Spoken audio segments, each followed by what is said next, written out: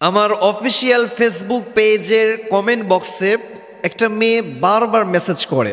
দেন সে আমাকে আমার পেজ থেকে বিভিন্ন সময় বিভিন্ন মেসেজগুলো আমার কাছে পাঠায়। তো আমি অনেক সময় এগুলো দেখার সেরকম সুযোগ হয় না বা দেখা হয় না।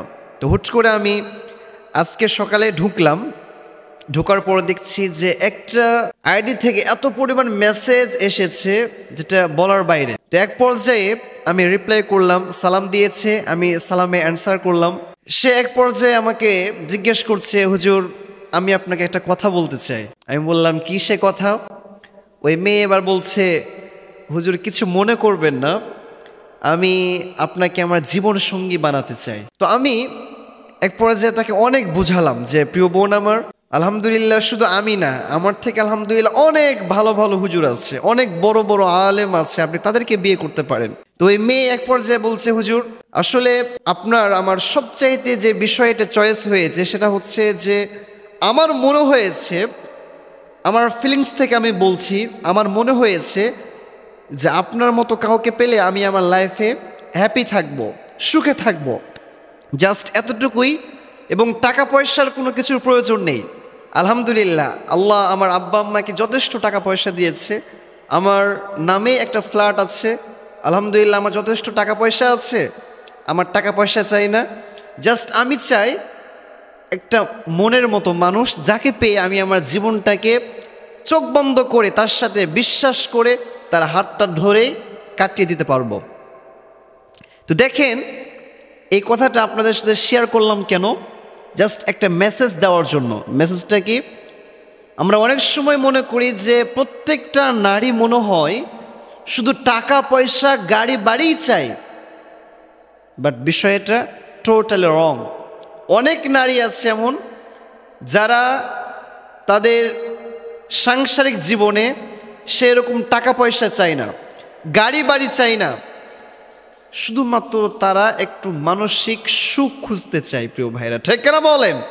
তারা চায় যে আমি যে মানুষটার সাথে সারাটা জীবন থাকবো, যে মানুষটা হাত ধরে আমি সারাটা জীবন কাটাবো, সেই মানুষটা যেন আমার মনের মতো হয়, সেই মানুষটা যেন আমার ইচ্ছার বিরুদ্ধে না যায়, সেই মানুষটাকে নিয়ে যেন আমি চোখ বন্ধ করে সারাটা জীবন কাটিয়ে দিতে পারি, জাস্ট এতটুকুই চাই।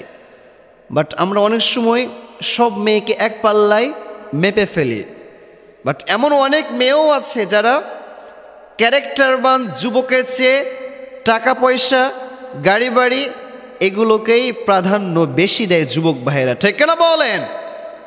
এজন্য আমি বলবো, যুবক এমন মেয়ে খুঁজে বের করতে হবে যেই মেয়ে তোমার টাকা পয়সা চাই না, যেই মেয়ে তোমার গাড়ি বাড়ি চাই না, যেই মেয়ে বলবে আপনাকে শুধুমাত্র ভালোবাসি, আপনার ভিতরে নবীজির সুন্নাহ আছে, আপনাকে শুধুমাত্র ভালোবাসি, আপনি 5 ওয়াক্ত নামাজ পড়েন, জাস্ট এই কারণে চোখ বন্ধ করে ওই মেয়েটাকে বিয়ে করে ফেলবেন। দেখবেন আপনার মতো সুখী, আপনার মতো ভাগ্যবান পুরুষ আল্লাহর জমিনের উপরে আসমানের নিচে আর একটাও হবে না। প্রিয় যুবক ভাইরা, ঠিক না বলো? বাট এটা মাথায় রাখতে হবে, জাস্টিফাই করতে হবে যে আমি যে মেয়েটাকে বিয়ে করছি সে কি আমাকে টাকা পয়সার জন্য বিয়ে করছে, গাড়ি বাড়ির জন্য বিয়ে করছে, নাকি আমার ক্যারেক্টার দেখে আমাকে বিয়ে করছে। যে মেয়েগুলো শূন্য পকেটে একজন ছেলের হাত ধরে আর যাই হয়ে যাক, সে সমস্ত নারীরা কখনো টাকা লোভী, গাড়ি বাড়ির লোভী এইরকম হতে পারে না। প্রিয় যুবক ভাইরা, ঠিক না বলো? আর এইরকম মেয়ে যারা টাকা পয়সা চায় না, শুধুমাত্র একজন ভালো চরিত্রবান যুবক চায়, এইরকম মেয়ে যদি পেয়ে যাও, ব্যাস এদিক সেদিক তাকানোর কোনো দরকার নাই, চোখ বন্ধ করে বিয়ে করে ফেলবা, দেখবা তোমার দুনিয়াতেও তুমি সুখ খুঁজে পাবা, আখেরাতেও তুমি সুখ পাবা। প্রিয় যুবক ভাইয়েরা, এই জন্য আমি বলবো লাইফ পার্টনার চুজ করার ক্ষেত্রে খুব বেশি কেয়ারফুল হতে হবে। একটা মেয়ে সুন্দরী, একটা মেয়ের রূপ অনেক বেশি, একটা মেয়ের টাকা পয়সা আছে, গাড়ি বাড়ি আছে, ব্যাস দ্যাটস এনাফ। নো, এটা মনে করা যাবে না। একটা মেয়ের সৌন্দর্য এটা হয়তো 2 বছর, 4 বছর, 5 বছর, 10 বছর থাকবে, ব্যাস এরপরে আর এগুলো থাকে না। সব শেষ হয়ে যায়, এগুলো নষ্ট হয়ে যায়।